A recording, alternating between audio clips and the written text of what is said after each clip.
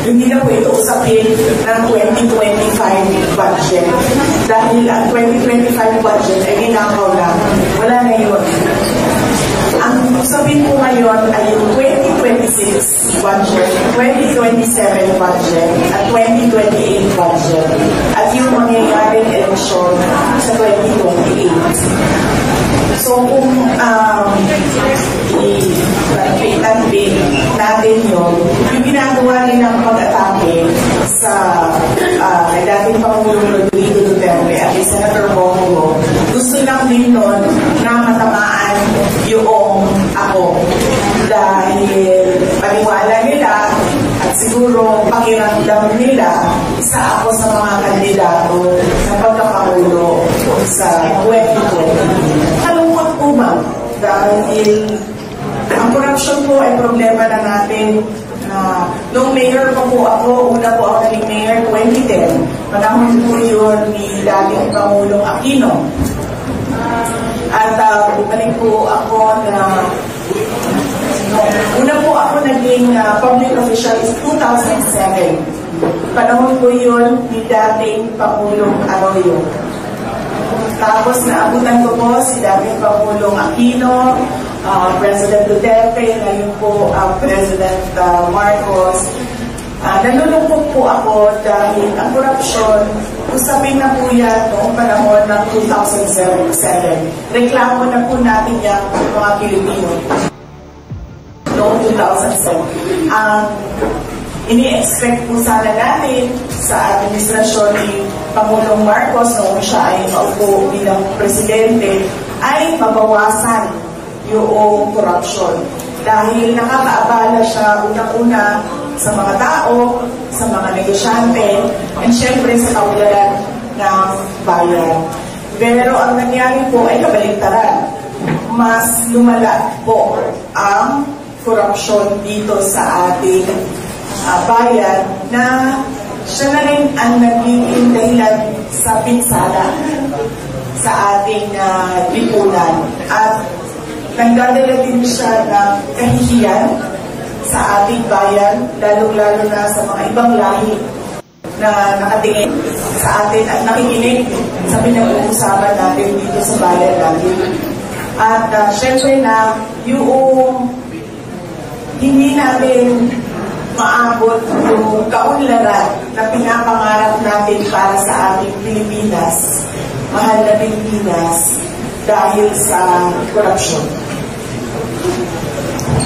Good morning, President. Ay, Vice President.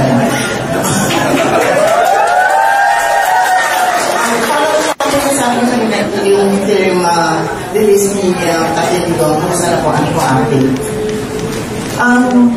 Nag-file po ng interim release yung defense team ni dating Pangulong Rodrigo Duterte. Nakahanap po sila ng isang bansa na tatanggap, third country na tatanggap kay Pangulong Duterte. Lahat po ng kinakailangan para suportahan yung kanilang petition for interim release ay sinabit na po nila at nag-deny po yung interim release. Ngayon, ang hakbang naman ng defense team ay nag-file po sila ng appeal. Tapos, nagsubmit na po sila ng bago pang mga supporting documents na nagsasabi na wala po kay dating Pangulong Rodrigo Duterte yung mga risk factors sa pagbibigay ng interim release. Ang risk factors po, unang-una, flight risk, ibig sabihin magtatago.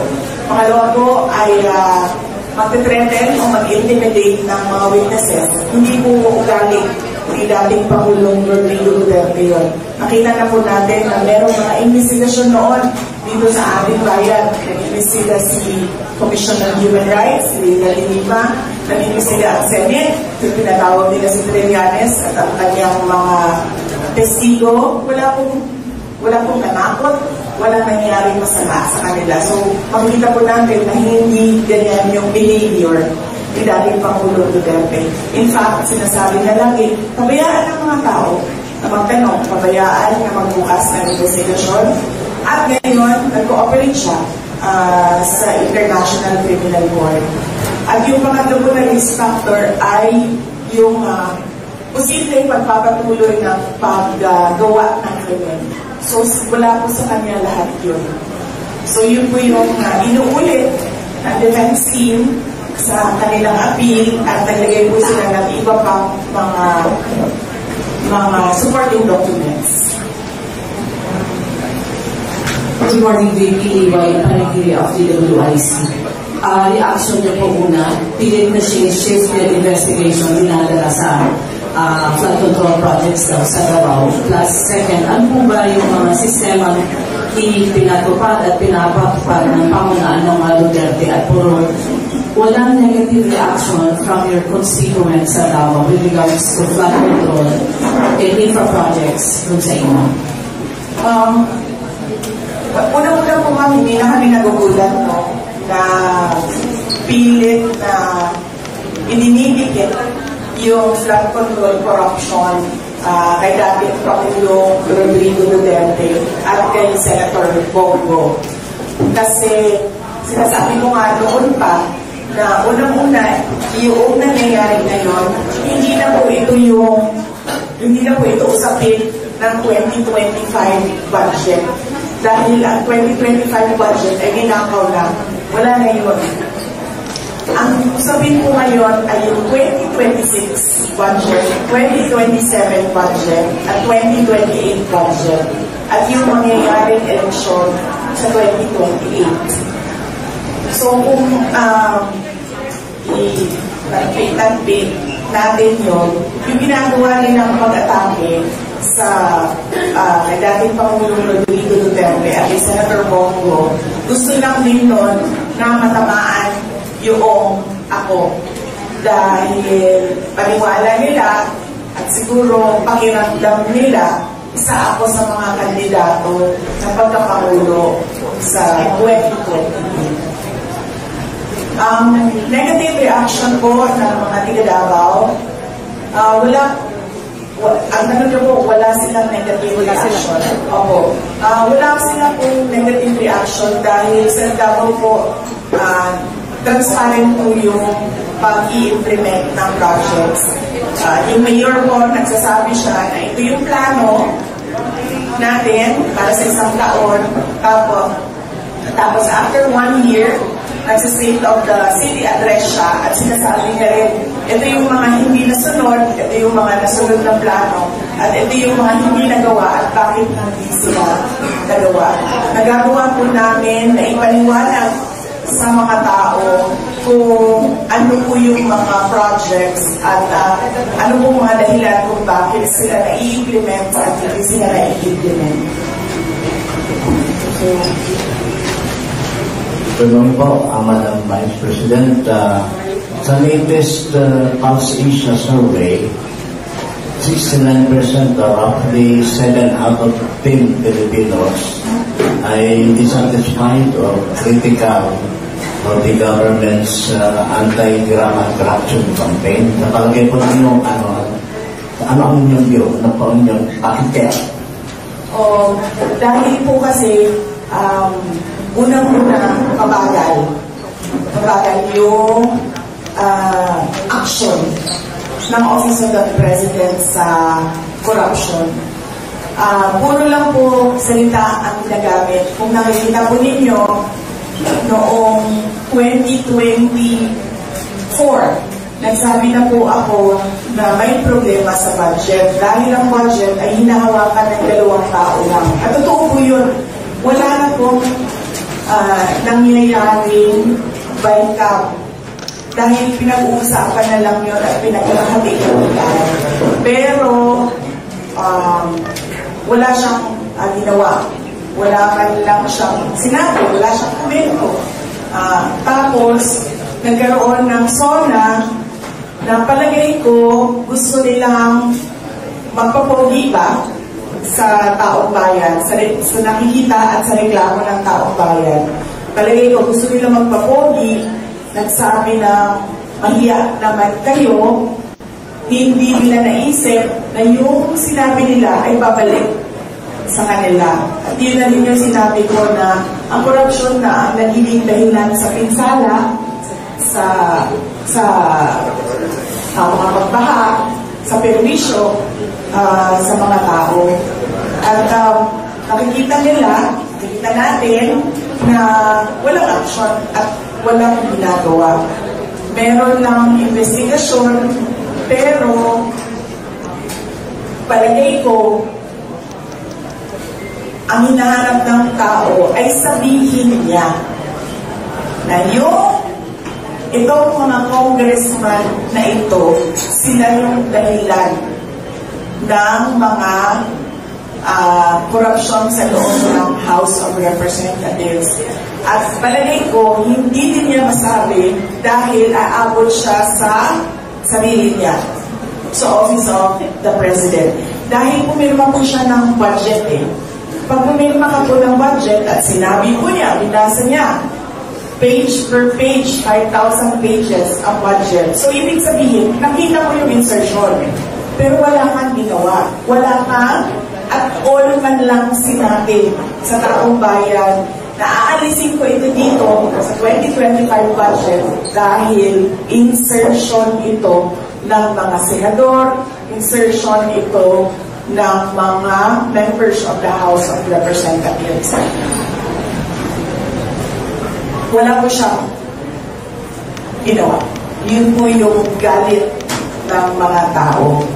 Hindi po niya pwedeng masabi na politika ito dahil hindi po siya kandidato kailanman sa darating na mga eleksyon. Siguro kandidato ng congressman sa Ilocos Norte, pero napakaliit na nun Hindi na siya makakatakbo bilang presidente, maliban na lang kung itutuloy at ipipilit nila yung charter change nila.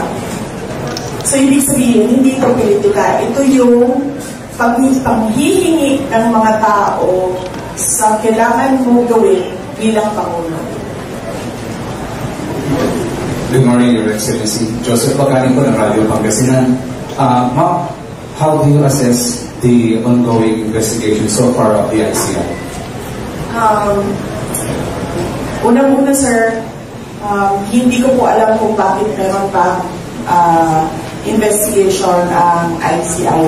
Kasi napakadali naman nun Ilan po ang confidential, ilang bilyon ang confidential funds ng Office of the President. Sila lang sa loob ng kanilang opisina magagawa nila na mag-case build up gamit ang resources ng Office of the President.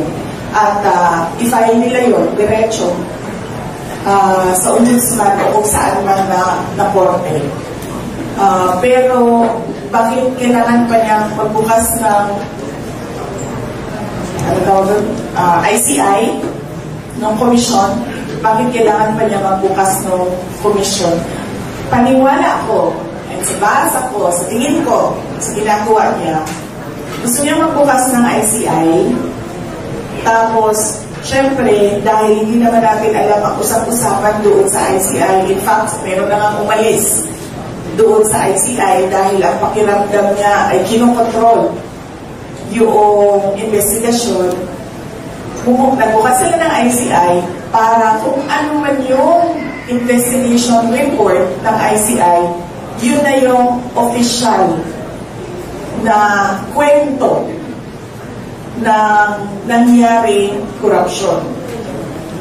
At yun ang i-feed nila sa mga tao at sasabihin nila na ito yung kwento at ito yung mga kailangan natin gawin, mga responsible.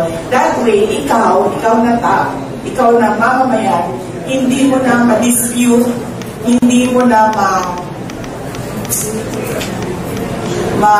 ma-contra yung results dahil sasabihin niya, hindi, legitimate yan. Nagawa ako ng komisyon, nag-imbestiga ang komisyon, merong lumabas na commission report.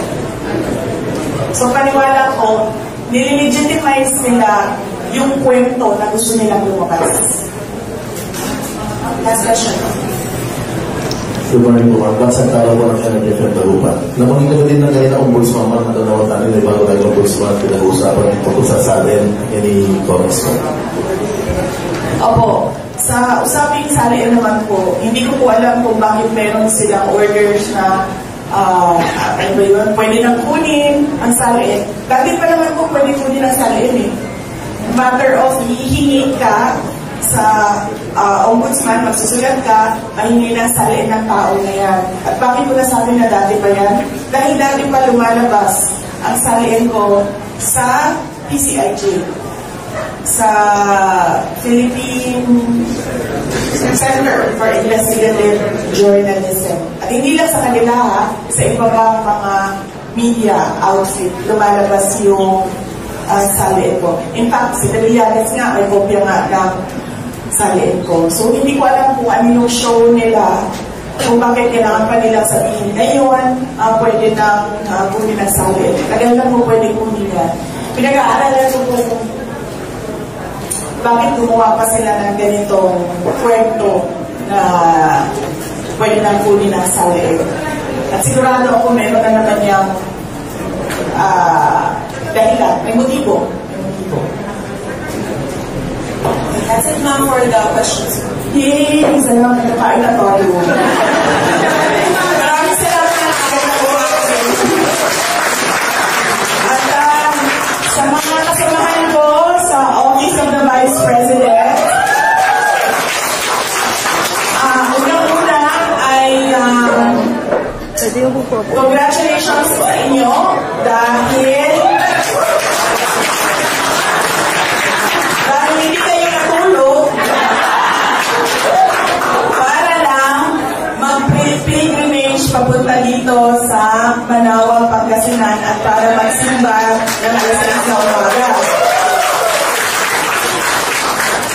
At pangalawa, huwag niyong kalimutan yung homily ni Father kanina. Anong sinabi ni Father? I-check ko lang kasi baka natulog na kayo sa misa. Hindi kayo natulog sa biyahe, natulog kayo sa misa.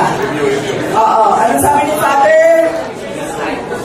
Discipleship. At ano, what about discipleship? We can be a disciple even without any resources.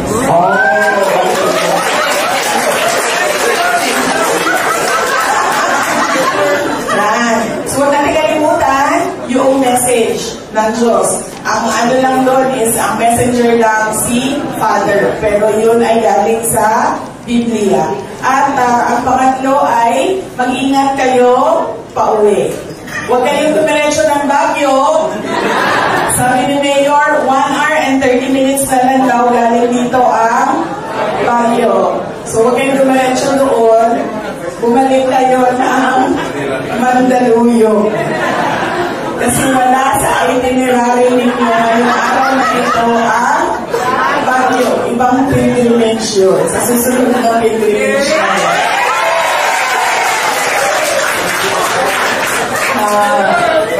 Masaya ako na nakasama mo kayong lahat ngayon. Ang kasama namin sa Central Office, sa Mandaluyong, mga kasamahan namin sa Satellite Office dito sa Pangasinan. At ang ating mga kaibigan dito sa Manawag, sa Dagupan, nandito po si Mayor, nandito si Barangay Laping, nandito si Brian Lin, si Ma'am Cecil, at sa inyo po, mga kasamahan namin sa media. Maraming salamat po.